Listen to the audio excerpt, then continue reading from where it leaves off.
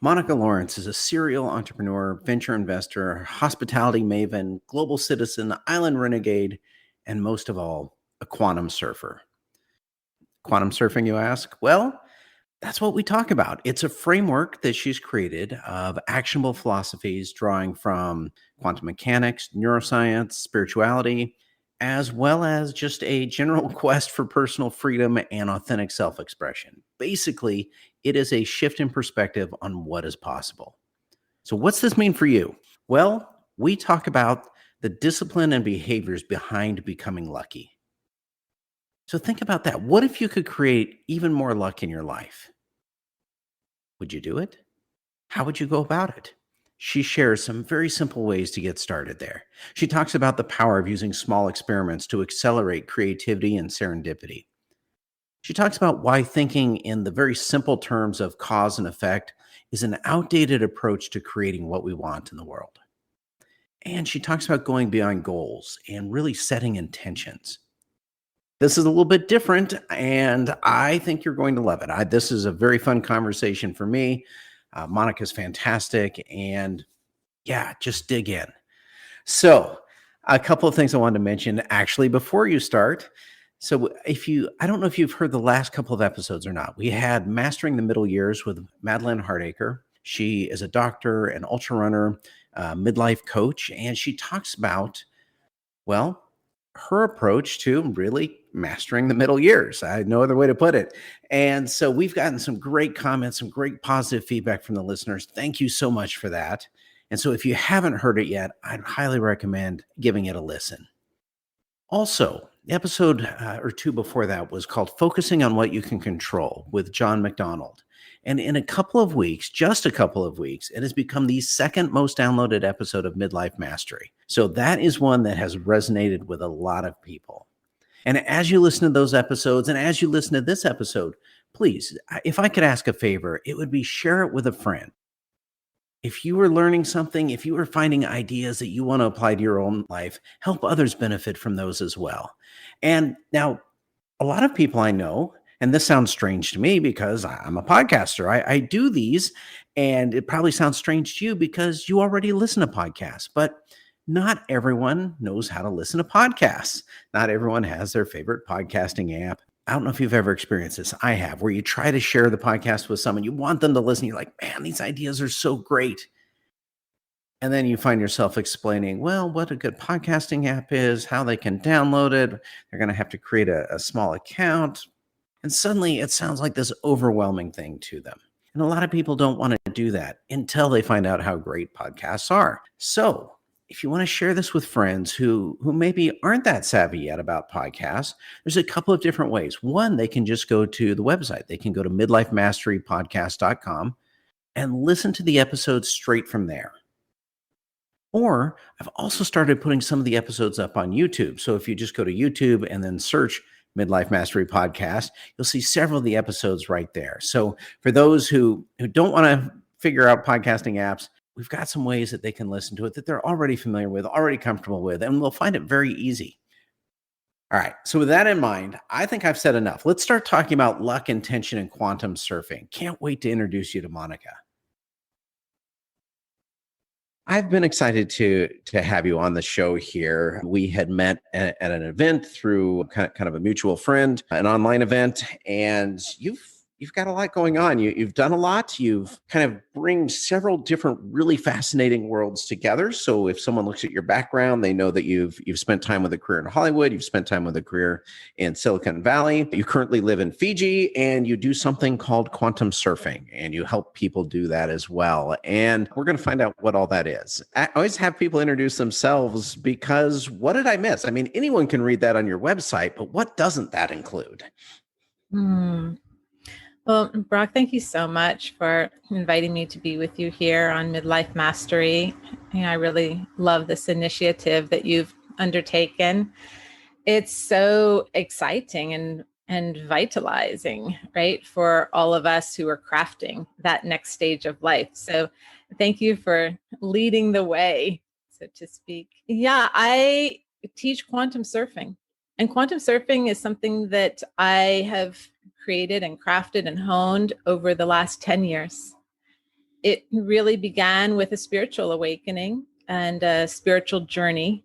And after about 5 years of being completely fascinated on that path, I thought, well, I'd like to do something with all of this. Like, how does one apply these ideas? And I'm a serial entrepreneur and naturally curious. And so I started experimenting with these various principles of enlightenment and applying them to new ventures. And in the course of doing that, I started realizing that these principles were working for me. And so then I started thinking, why? Why are these principles working for me? And so that led me down this whole path of neuroscience and quantum physics to start to understand what was happening. And what I really discovered is that our cultural beliefs aren't serving us well. They are putting us in a framework that is more limiting than what is truly possible. And so we frankly just have a bit of outdated beliefs. And it was those realizations that brought me to the idea of surfing quantum rather than paddling quantum, which is really how we tend to interact with our environment. And it was that journey that led me here to Fiji so that I could share the beauty of this place with people who also have a vision to make our world a sparkling place. So I guess first off, what is quantum? I mean, I know the term quantum physics, but I don't know that if someone said, "Hey, what is quantum?" that I could describe it to them, and I certainly wouldn't necessarily connect it with surfing or paddling. And so, yeah, let's just start there. Great. Well, this is like a little, physics conversation here. So what's fascinating about quantum is that everything is waves. Kind of there's the classic double slit experiment. And what we see is that particles and waves are interacting with each other all the time. So just a simple example, when we walk through a room, we think of ourselves as the particle walking through the room, but we're kind of leaving a ripple of waves. There's an energy that trails along with us. And I'm sure you've experienced this in some way, shape, or form. You might walk into a room and two people have just had an argument, and you can feel that, even though nothing is being said. You might observe it in the body language, but there's a sensation that you get. Likewise, if you walk into a party and everyone is having a wonderful time and there's these dynamic conversations going on, you can feel that as well. And visually, all of that is invisible to us, but it's really carried on these energetic waves of interacting with one another. And so in a world of waves, rather than particles only, which is how we visually see our world, it occurred to me that there's an opportunity to really catch a wave. And, in our institutions, our schools, our corporations, we're really taught to be expert paddlers, where we are taught how to get from point A to point B. And we learn all of these tools like planning, like marshaling resources in order to really paddle harder and faster. But we rarely have the intention to catch a wave.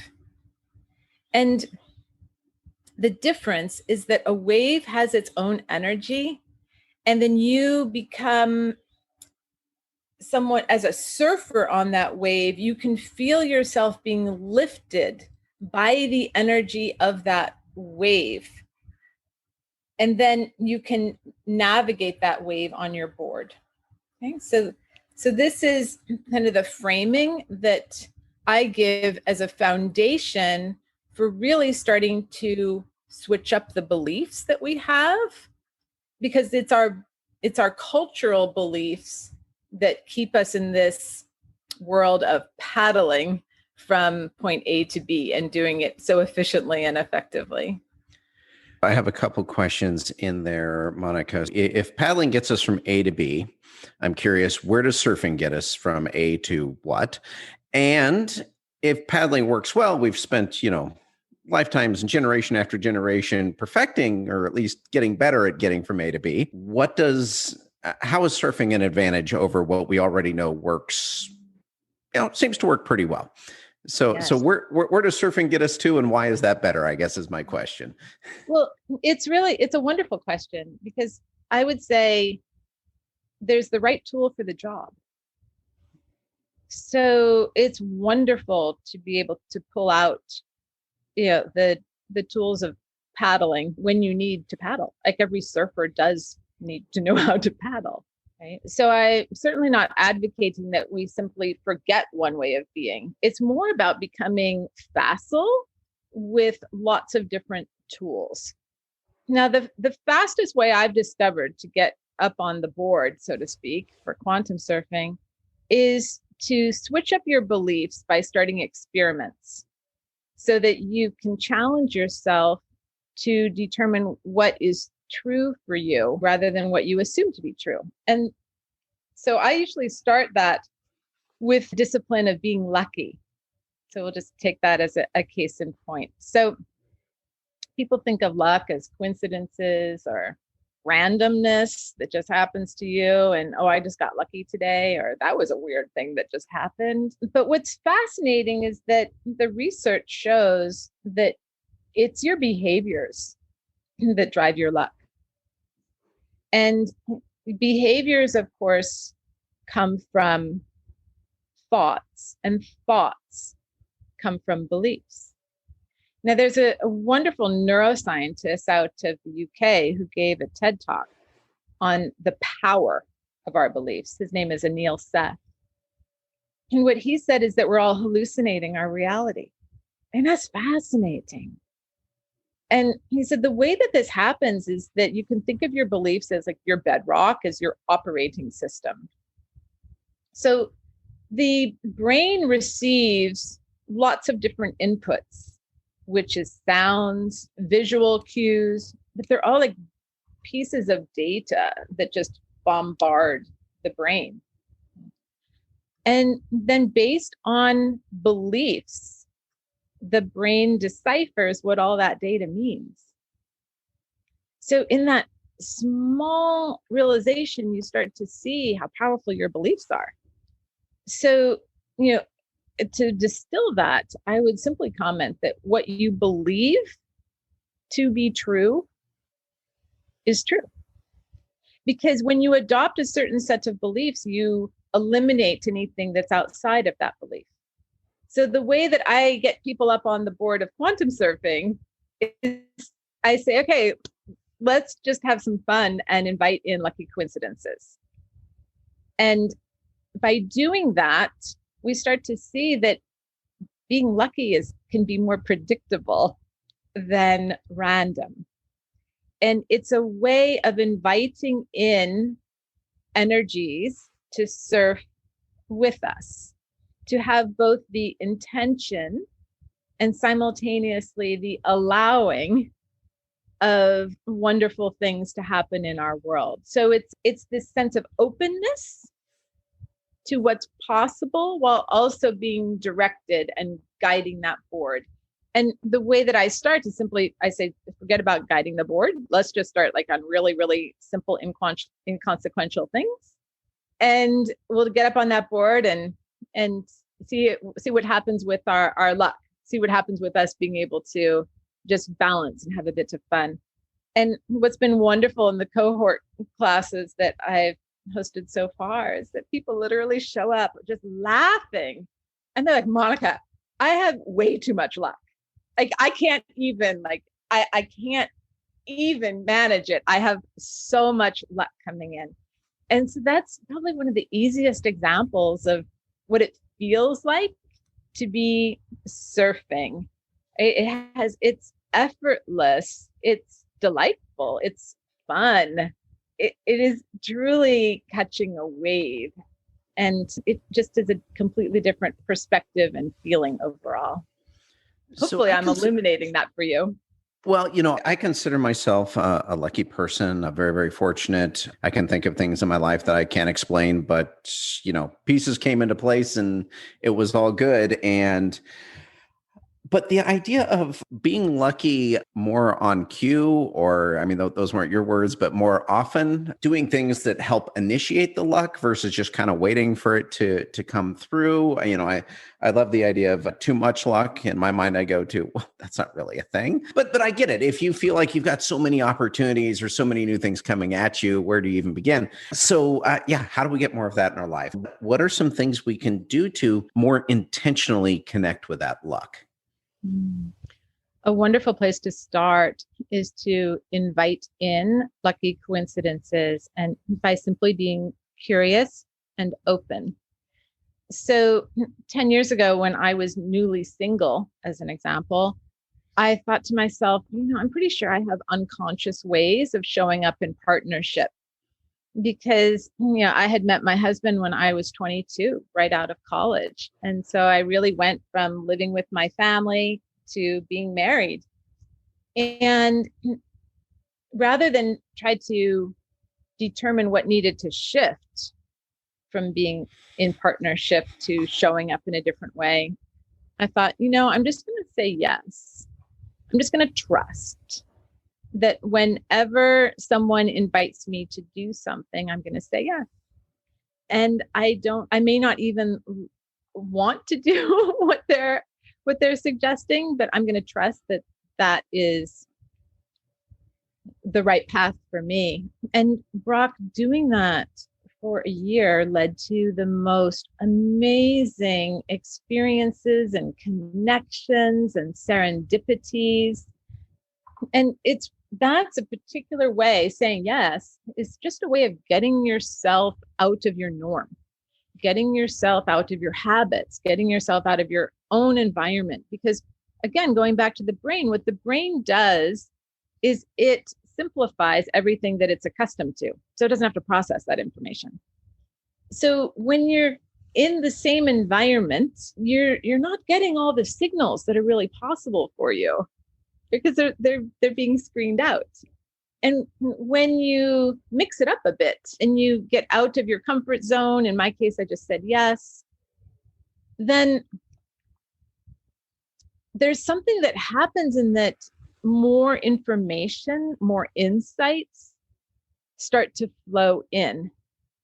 So that would be one way that you could start to invite in lucky coincidences. But there's really small ways. Like you could go to a party and decide that you're going to talk to everyone who's wearing red and that it's your mission that night to meet every person in red and to listen closely for what they have to say and who they are and what they're all about. You could simply decide to drive home a different way. Like next time you get in your car and say, okay, I'm going to go to my destination, but how do I want to get there? How do I feel to get there today?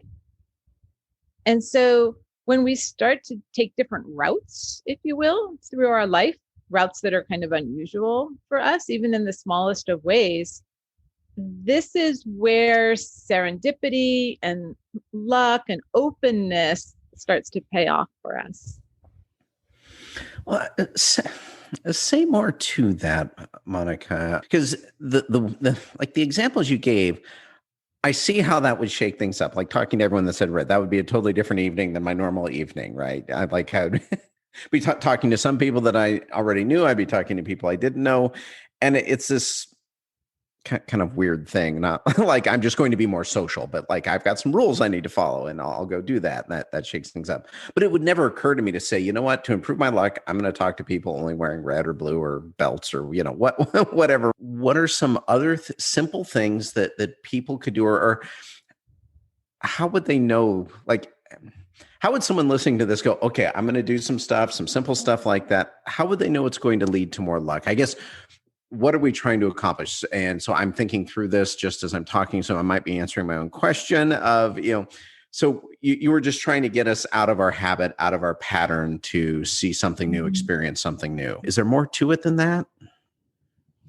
The principles of luck, according to the research, and there's a gentleman by the name of Richard Wiseman who did some early research area and who concluded that it is our behaviors that drive luck. He did this fabulous social experiment where he invited people into a room and gave them a newspaper and then a pad of paper and a pen.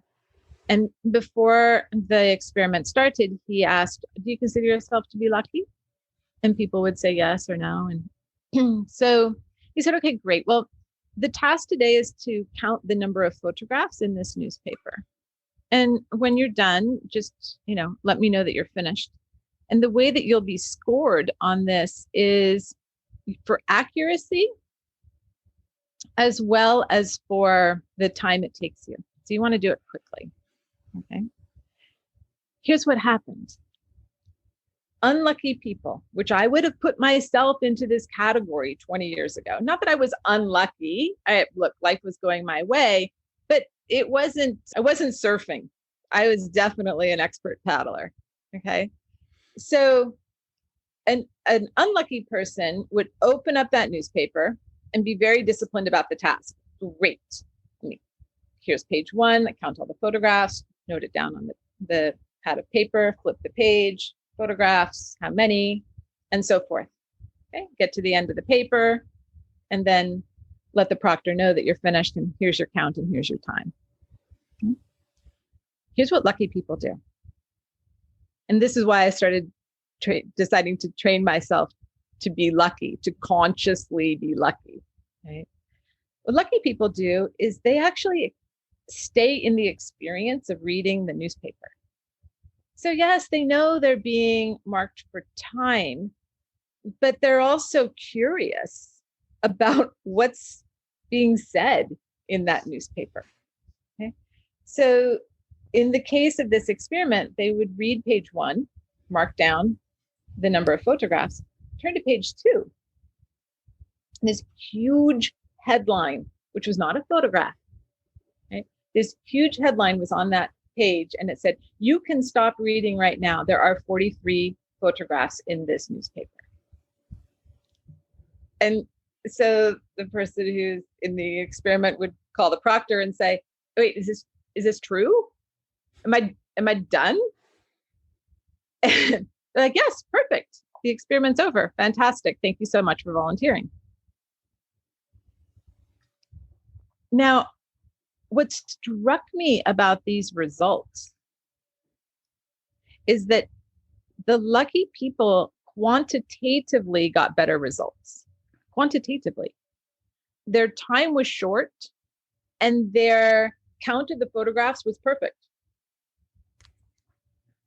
So what they discovered in these experiments was that lucky people are more open as they are experiencing their environment.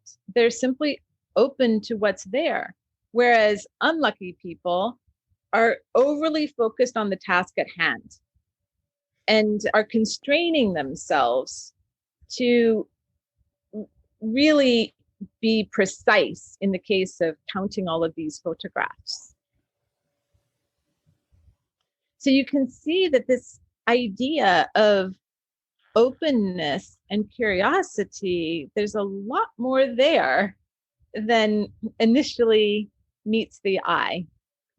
Now, the research also went on to identify 3 other attributes of being lucky. The next would be resilience, and then intuition, and finally, positive expectations, which is that simply you believe that things are going to go your way. Now, another attribute that I would add in there is playfulness. And if you ever read the research on playfulness, what you discover is that people who are playful have a certain type of intelligence that makes them quite smart, in the sense that they're able to make connections and see patterns and connect with people in a more open way. And I actually think that the reverse is true, that if you are not naturally playful, you can cultivate that in yourself and it yields this kind of tapped in intelligence as well. So these are all senses, honestly, Brock, that we have that we don't typically use. And so what I share with people is how to discover, how to just rediscover or discover for the first time that you have these senses. They're just kind of dormant. Well, and that probably ties back to, you had mentioned some of the cultural beliefs that maybe get in our way of being able to quantum surf. What are some of the beliefs that are helpful to adopt that help us to surf even better? Trusting yourself, right? Cultivating intuition. We tend to think of intuition as a gut call, which is almost like the beginning aspect of intuition, but gut calls are more akin to experiential reliance, in that you've seen patterns before, and so you're able to make a gut call based on those patterns. Whereas intuition can be used by anyone, even someone who hasn't seen the patterns. It's this inner knowingness, right? This sense of allowing yourself to be guided to what feels right for you. This is a way of showing up that most people don't show up that way. So it runs counter to our cultural beliefs. But there's this capability that everyone has to tap into their intuition and to expand that for their own growth and happiness and eventually impact. You can trust that what you're drawn to, even when it's crazy, like even when it's kind of obscure, that it's right for you. I appreciate the distinction between kind of the gut level decision and intuition, and the idea of being able to see patterns from experience. I think Malcolm Gladwell talked about that a lot in the book Blink, being able to make decisions very, very quickly from what he called thin slices, because you know the patterns. Your brain can pick them out very quickly. More fascinating to think that even when we haven't seen the patterns, even when we don't have experience, that we still have this intelligence or this knowing, or I guess that, I don't know, the ability to choose correctly. I'm floundering a little around the words to describe intuition, but I'm wondering, when you're an expert in something, you can see the patterns. It's very easy to trust your gut because, you've got this lifetime of experience. But when you're not an expert in something, and how do we trust, or how do we know how do we differentiate between just, I don't know, gut intuitive knowledge and just random stuff? I'm not asking a good question here, Monica. I'm floundering with this question, but Not at all, Brock, not at all. Early on, I worked with a coach for maybe 4 or 5 sessions, and he taught me many things. But interestingly enough, it was always at the end of our session that I learned the most. And what he would say is, Monica, when do you feel to meet next? And the first time I heard that question, I kind of ignored it, because being my action-oriented self with a busy calendar, with my goals in mind as to what I want to accomplish, I scanned my brain and thought, okay, well, I want to keep this coaching on track. So I really want to do it within the next week to 10 days. So when will that fit in my calendar? I had this deadline for this deliverable. So, all right, let me suggest next Thursday.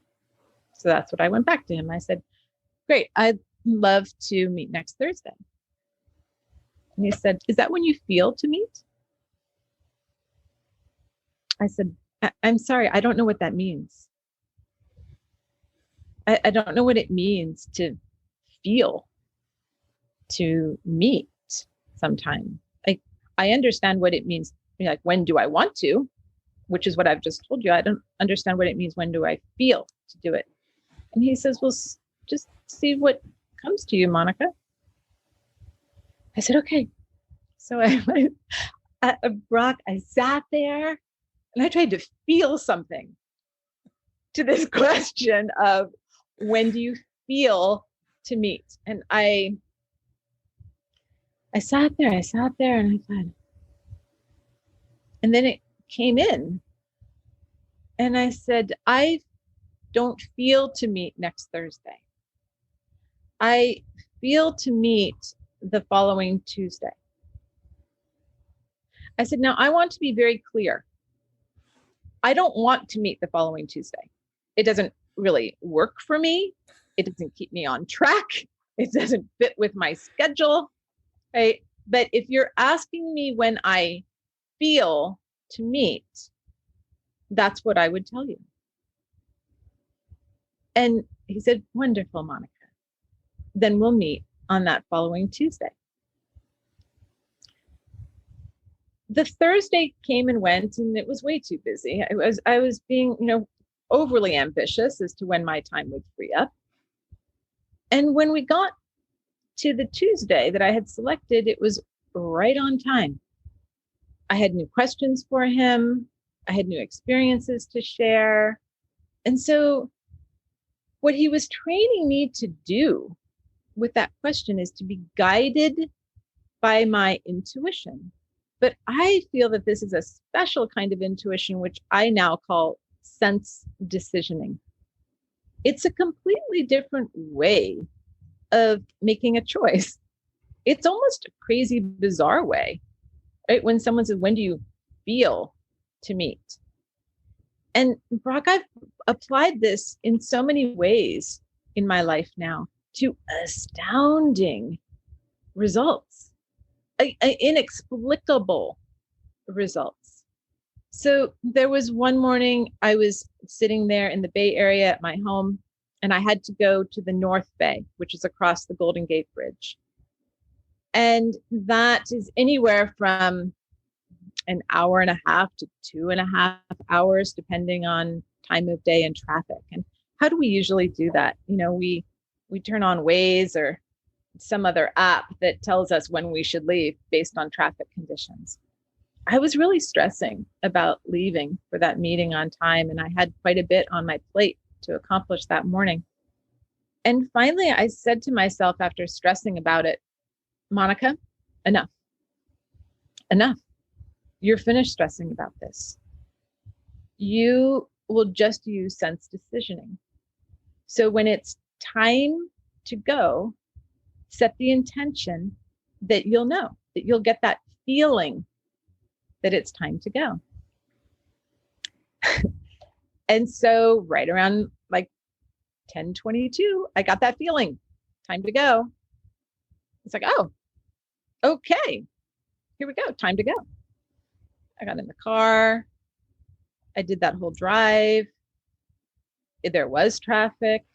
I may have even had to stop for fuel. And when I pulled up to the destination, which was in Tiburon, which I'd never been to before, I watched the clock click from 59 minutes to the hour, precisely when I was supposed to be there.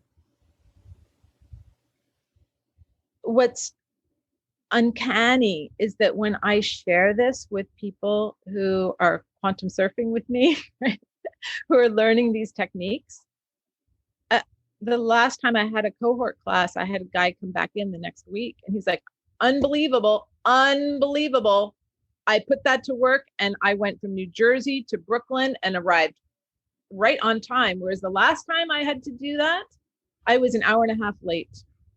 And I was stressing about it the entire time. So this is something that I can't even explain to you quite why it works. But this is a way of practically, and this is why I call it applied, right? Applied enlightenment, to practically apply something that seems bizarre. Why is it that you should be able to tap into a knowingness, an energy that even allows you to, in the moment, be calm and yet arrive at your destination precisely on time, simply by setting the intention and then being open and allowing that to be the case.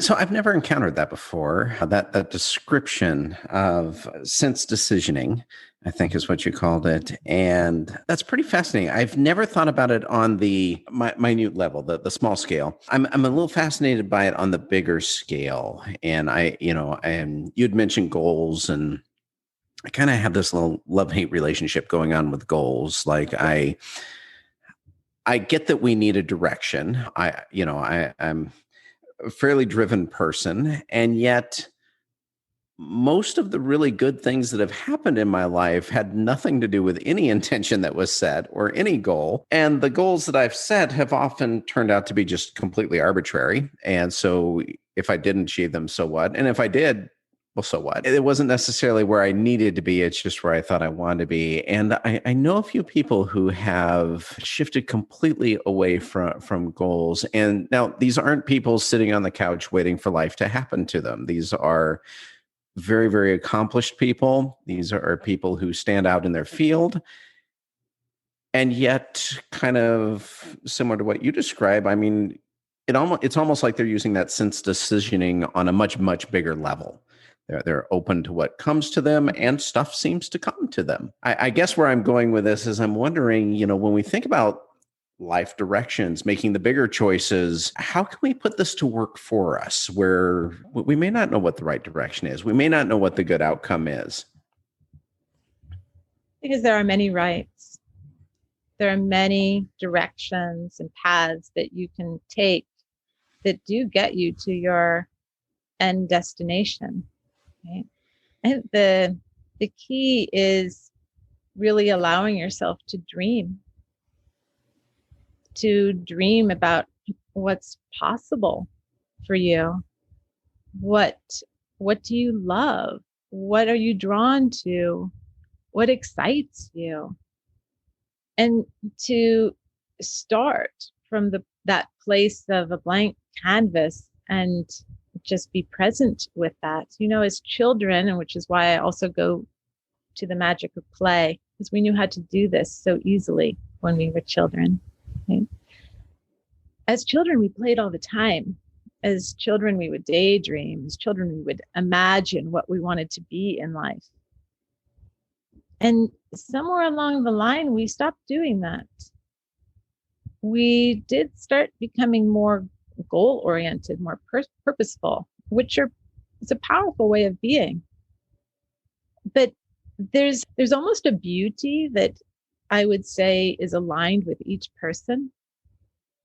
And to realize the beauty of your particular beauty of life is to allow yourself to dream as to what's possible for you. Once you have that vision, it becomes an intention, but then the paths start to appear. So you don't need to plan the path so much. You need to have a sense of what the milestones are. Right? But the idea of quantum surfing is that you're simply allowing all of the yummy, delicious paths or waves to come your way. And you have it now in the context of that vision, of that.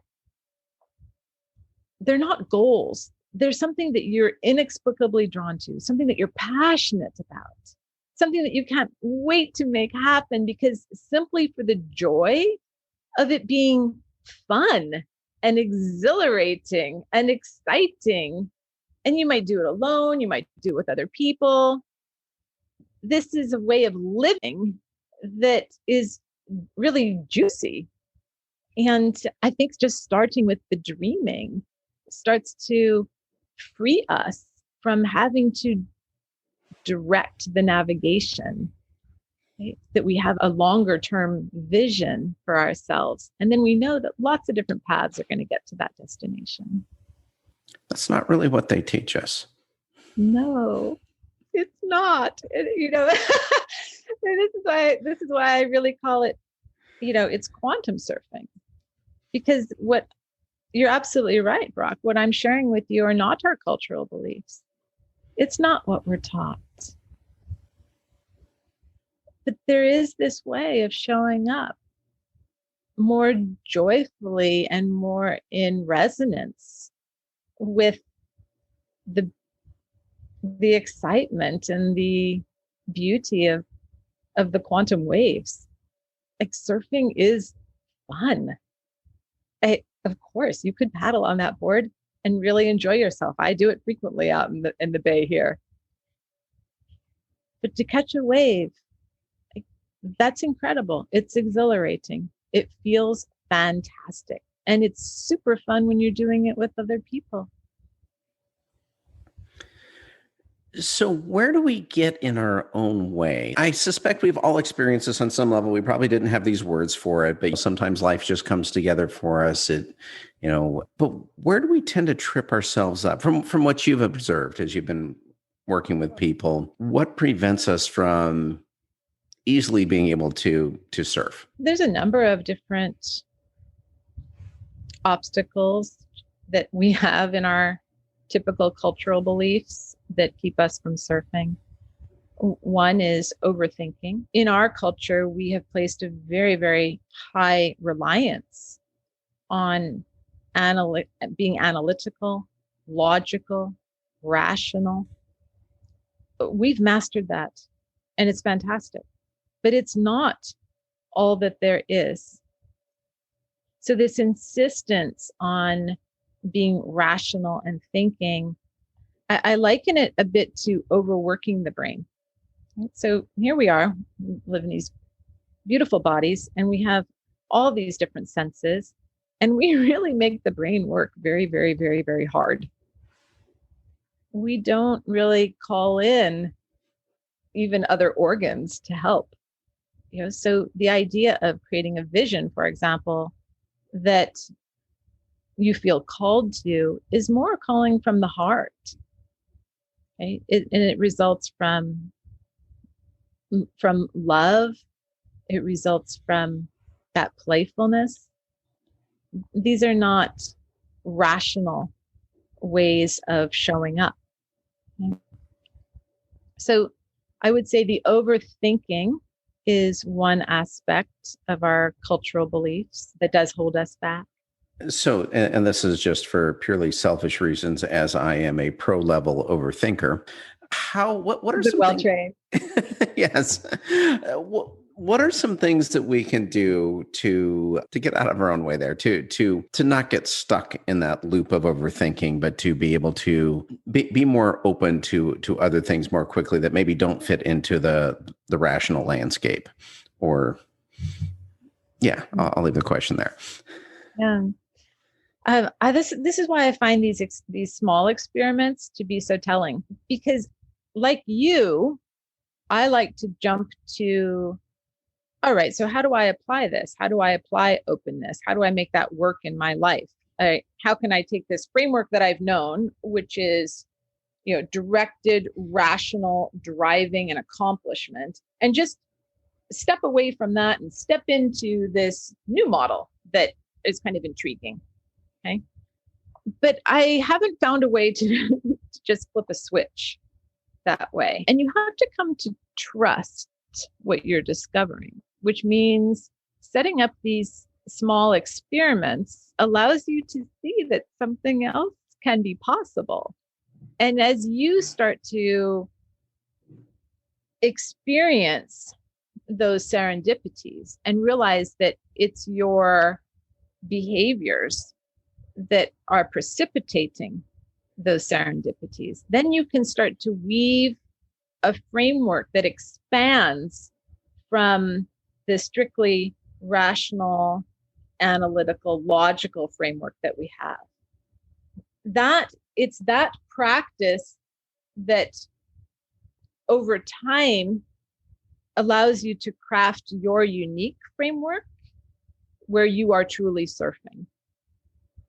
Okay? So none of us get up on a surfboard and be expert surfers right out of the gates, right?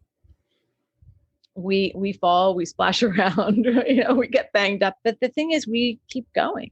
We keep going because we know it's fun, because we know it's exhilarating, because we know there's something there that we really enjoy. And when we get up on that wave and we feel the energy of the wave lifting us, carrying us, that it's that energy that's more than just us, that's really what we're going for. And it's this openness, this curiosity, the intuition, the playfulness, these other ways of being that allow us to have that experience. And the more we practice it, then we can direct that surfboard more expertly. We can reach for the right tool when we want to use that tool. We've been talking a lot about some of the little techniques to do it. So what do people typically see happen in their lives as they start to, if not master, at least get, acceptably good at the quantum surfing, as they start to, I don't know if developing the skills is the right way to think about it, but, get better at it. Yeah. What I've observed is, such accomplished people have been through the program so far, which I really consider a beta. Keep in mind, I was sharing these ideas here in Fiji. I wasn't sharing them so broadly online until recently. But as I found myself here in our global pandemic, I thought I better start sharing these ideas because this is such a wonderful and exciting way to live, and more people should benefit from these concepts. It's each person's experience has been slightly different. There was a woman who joined us in the first cohort, and she does intuitive coaching. So she's already in this whole intuitive space, but she joined the program because she wanted to understand how the quantum fits in, how the science fits in, how the neuroscience fits in, like why are some of these inexplainable attributes happening. Another one was in the course, and she is an executive coach. And by the time she finished the course, she had completely shifted her framework, her point of view. And she ended up landing a fantastic contract in Silicon Valley where she's paid per head for coaching. And she just reframed her narrative as a result of being a quantum surfer, and, named her price and said, and the client said, yeah, 100%, we're on board, So there's a gentleman who was in the course, and he had contacted me because, look, the pandemic has taken its toll on all of us in some way, shape, or form. And lots of the ways that we have of coping aren't serving us well. And so he said, look, I'm really drowning over here. Yeah, what have you got for me? And so he joined the second cohort. And I just was chatting with him night before last, and he said, Monica, you can't imagine the difference. It's like my life pre-quantum surfing and my life after quantum surfing. He says, I'm still trying to get my head around what it was that I learned, per se. But what I do know is that the way that I approach life, the way that I think about my opportunities, the way that I craft what's happening for me is completely different. And when other people show up in my life and they tell me what's possible or what's not possible, I have this reaction saying, well, that's what you believe. And he says it's people hold themselves in places that they're limiting, but they're also less joyous. There's an energy that happens when you're around people who are happy, who are playful. This is something to tap into. And so each person coming through the course have had different outcomes, but without fail, every single one of them have said it's completely transformative. It's just it's a completely different perspective on how you can surf with life rather than push yourself through it. I hope that's satisfying in some way. Well, it makes me want to ask about joy. It strikes me that most people, and I might be overgeneralizing, most people don't have a lot of joy or don't focus on joy, at least. And yet, when I think of the people who And I will say most accomplished, but it goes beyond accomplishment, who I feel like are the people I know who are just really living who they think they need to be, who they want to be. They're very intentional about joy. I mean, it's not just like they're happy because they have a good life. They are, yeah, really intentional about making sure they have joy in their life. And so for you, what's the connection? How does joy fit into all of this? Why is joy so important other than just being happy? But why, how do we get intentional about it? And I just threw like 6 questions at you right there. So just answer the one that, you want to, but yeah. Mm.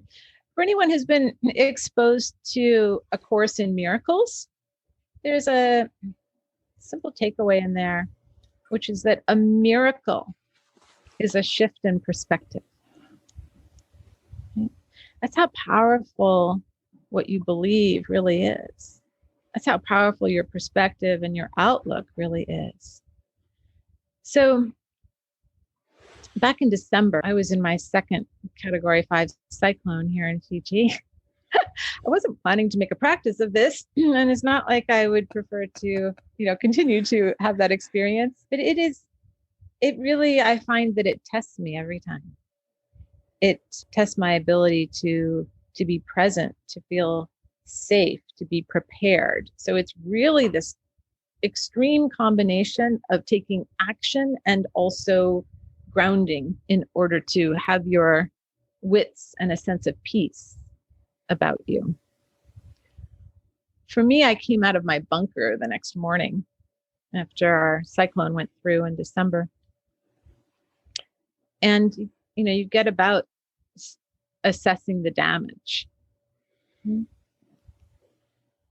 It's easy to walk around and say, there's damage. Okay, that's going to cost me this much to fix. I lost this. That's another loss. All right, do I need to fix that? And you can catalog the entire experience through the lens of loss. That's easy. But I stood there and I looked out over my pool to the rain trees. And just 3 days before that cyclone, I had been standing in that same place. And I thought, man, those rain trees have gotten so big, they're really blocking the view from the pool. And I love being in that pool, as do my guests, and looking out over the entire bay of Savu Savu. Well, what happened in that cyclone? All those rain trees got pruned. So suddenly I had my view back. It's the same down here. Like I'm talking to you from my office, which is our caretaker cottage. And I've had a challenge because this is in the cottage is nestled in the hill. And so it doesn't get the same type of airflow and light, and the jungle grows up around it. And so I've dealt with keeping mold at bay in the caretaker cottage. Okay. Well, what happened in that cyclone in December? Everything was leveled. All the foliage was gone, which meant a lot more light in this cottage. That's really what life is all about for me, is that shift in perspective, this trust that things are going your way, even when everything is falling apart around you. And in the case of a cyclone, when you experience it, you see the cycle of life. You see everything destroyed around you. And then very quickly, imperceptibly at first, but within 3 weeks, you see the flower showing back up. You see the new budding from the banana leaves. And we're like that. We don't think of ourselves as being part of nature. We think of ourselves as being separate from nature. But it's not true. We are nature. And these cycles are also happening for us. When we adopt a lens that has faith and trust in those cycles, that we see what's possible, even when things are falling apart around us. This allows us to navigate through those difficulties more quickly and to see, as in those experiments that Richard Wiseman was conducting, to see what's possible rather than just what we're looking for. Well, that seems like a pretty good place to wrap up right there here. So we've covered a lot. And for people who want to learn more, find out more, experiment more, what are some good resources, including where can they find you? Yeah. Well, you can find me at quantumsurfing.com. Okay. And, I mentioned a number of different people who have been influential in terms of on my path of this thinking. There is that great TED Talk by Anil Seth. So if anyone is drawn to neuroscience, and that's fascinating. It's, literally says we hallucinate our reality. And then this work from Richard Wiseman, it's like maybe a 5-page article that you can find online. And he talks about his findings in being lucky and how he doesn't exactly outline how to be predictably lucky, but what he shows is that it's absolutely possible, and that challenges that we're in a world where it's just circumstantial. So those are 2 places to start. And I would just say, allow yourself to be drawn to what you find interesting, to what catches your attention, to what you love, because we're all on a different journey. And your journey is unique to you, and mine is unique to me. So I look forward to hearing from you and others, Brock, what you're discovering on a similar journey of quantum surfing. Excellent. Thank you so much for being on today, Monica. This has been fantastic. Thank you so much for having me, Brock. It's really been an absolute delight. And again, because you are doing this podcast of midlife mastery, midlife is phenomenal. It really is, because we have all the wisdom of being our adult selves. And we have these childlike qualities that we left behind. But now we can reclaim them for ourselves and actually create in ways that we never were capable of creating before. It's a beautiful, beautiful, beautiful time in life. And I'm so excited that you're sharing that with so many more people. Absolutely. And I agree with you wholeheartedly there. Thank you. Did you love what you heard? Are you curious? Are you interested in quantum surfing, bringing that more into your life? Well, Monica and I recorded this episode actually a couple of months ago, and we were communicating, and it turns out that she has a class coming out here in just a couple of weeks in mid-September. So this episode is coming out end of August. So within a couple of weeks here, she has a 6-week class called Quantum Surfing 1, Getting Up on the Board. And it's an online class. You can find out more about it at quantumsurfing.com. QUANTUMSURFING, surfing.com. And if you scroll down on the page there, you will find the class and can find out more about it there. Again, if you're interested, you want to learn more, she's got some great information on her website, and she's got this course coming out that you might find very, very helpful.